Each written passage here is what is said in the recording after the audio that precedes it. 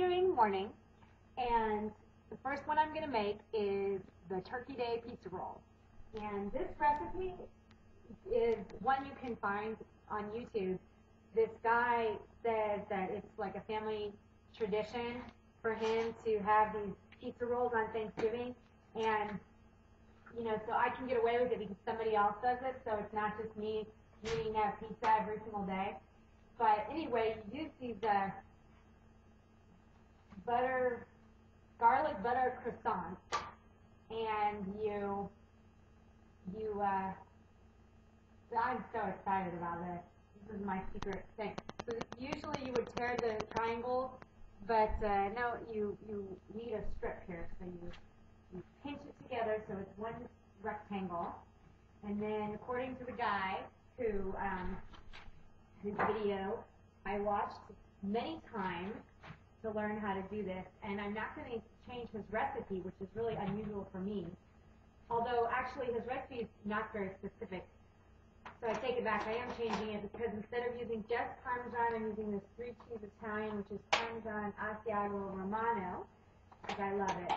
So he says, you start by putting the Parmesan cheese on the bottom, and then you have your toppings, which are a diced red pepper, diced green pepper, and pepperoni.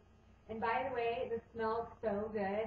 Obviously I haven't cooked it or anything, but oh my gosh, the garlic, it smells so yummy, and I'm so excited about this. And I didn't tell anyone in my family about it because I knew they would be like, what? You can't bring pizza roll appetizers to Thanksgiving.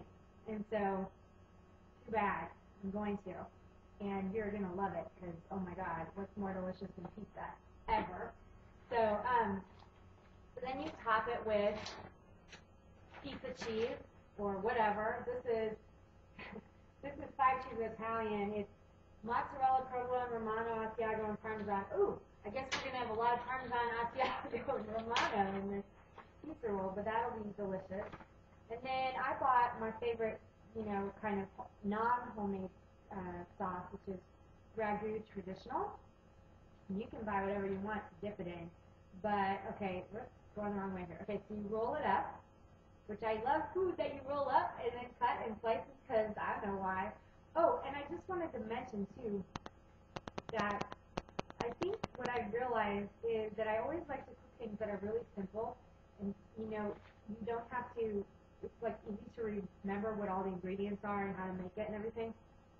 And so pretty much everything I will make will always be really, really simple, always have only a few ingredients. And I'm going to make Japanese fried dumplings, otherwise known as gyoza, next. So you would probably think you would never make that, but it's my goal to make you decide that it's really easy for you to make that, because I think that it is. Okay, so now I have this rolled up, and supposedly I'm going to cut it into 6 pieces.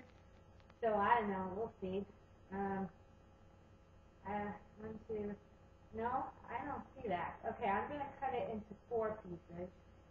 And, ooh, that does look pretty. Oh, that is going to be so yummy. This just makes me think of Old Chicago. They have pepperoni rolls there, and they're so good. Okay, so the next one I do, I'll try to cut it into 6, because I can see how these are going to be kind of huge. Anyway, so I'll fill this all up with these rolls, and then I'll bake it in the oven for, I think it was 10 or 15 minutes till they're brown at 350 degrees, and I'll get back to you when we take them out. Now I just had to show how pretty this is before I put it in the oven, and we'll see how it looks when it comes out. These smell so good. I cannot tell you. It takes a lot of willpower not to just start eating them right now, but they are, I don't know how they taste, but they smell so good. I mean, yeah, just think garlic, butter, pizza, whatever. I'm already recommending these even though I haven't tasted them yet. Aren't they pretty? Now I'm going to make gyoza. And what I have in here is about a pound of ground turkey and 1 green onion chopped up. And I have some seasoning. And you can make these pot stickers, these like fried or steamed pot stickers any way you want. And a lot of people actually make the dough from scratch. I don't recommend that at all. I don't really think it tastes better. I think it tastes worse. So I like these really thin wonton wraps. You can buy them anywhere, and I'll show you how to use that in a second. But basically, the best gyoza filling usually has pork in it, and I'm not going to use that. I usually use turkey. You can use whatever you want, and you can put a half a pound of meat and some cabbage. If you want to do that, you can put, for your seasonings, you're going to put probably some salt, some soy sauce, a little bit of sugar. Some people use shrimp, minced up shrimp. You can pretty much put whatever you want in there that you think tastes good, and it's going to have an Asian flavor, so you want to have some soy sauce, and you want to have some sugar, probably just a little bit, and then I'll show you how to make these, and it's just so easy. I mean, you don't even need to figure out how to pinch. You can use one of these. They cost $3 or $3.50 or something. You can buy them. Usually, I think you can buy one at Williams-Sonoma or Crate and Barrel. If not, you might need to take a trip to your local Asian store, but that's fine because to make the sauce that goes with it, which is also really simple, either you're going to want to buy gyoza sauce, or you really only need 3 ingredients, which is soy sauce, rice vinegar, and hot sesame oil. And it is so easy to make this sauce. You can never forget this recipe because just 1 part vinegar, 1 part soy sauce, and then just a little bit of hot sesame oil, depending on how hot you want it. Usually just a couple drops, and I always put some nice green onions in there because it's just yummy. So this is just like really, really quick and easy. And the hard thing about making those, of course, and the reason why I don't make it very often is because cooking it, making the stuff, making the actual gyoza and then cooking it takes kind of a little bit of effort. But what you can do is you get some water and you put pretty much a half a teaspoon of the mixture.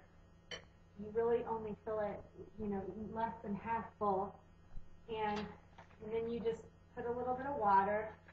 A lot of people put like an egg water mixture so it really seals shut. And you just, you put just a little bit of the mixture on here.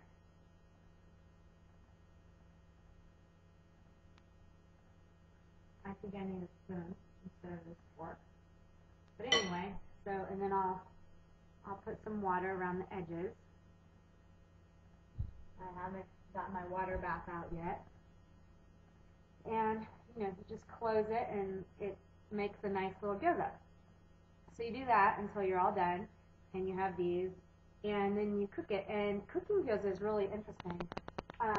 It's something that we don't ever do, that I know of when we cook things, which, is a really interesting method. You put just a little bit of oil in the frying pan, and you brown the dumpling on one side, and then you put in half a cup, you put a layer of them down and brown them. Then you put a half a cup of water in there, and you close the lid of the frying pan, and you steam them. So they do have a nice brown, like fried side to them, but they're also steamed. And they're so good when you can cook them like this. It's not, I don't know that I have that perfected, but I'm going to perfect it today. So that's how you do it. And I got to tell you, this is so easy to do, and people will be extremely impressed if you make these. And I will show you some finished products when I get them done. Okay, I'm at my sister's house now, and making my final appetizer. This is my fruit and vegetable tray that I made for the fondue that I'm making on the stove right now. This fondue has fontina in it, 5 ounces of fontina, a cup of cream, which you melt very slowly, and then you temper 4 egg yolks, and then you let it kind of thicken, and then you take it off the heat and put in a tablespoon of truffle oil. It is that simple, and it is so delicious. Also, I haven't shown you this before, but this is the gyoza, the fried pot stickers My mom ended up helping me to construct these. These are really yummy. So we're just about done and ready to eat and pick out.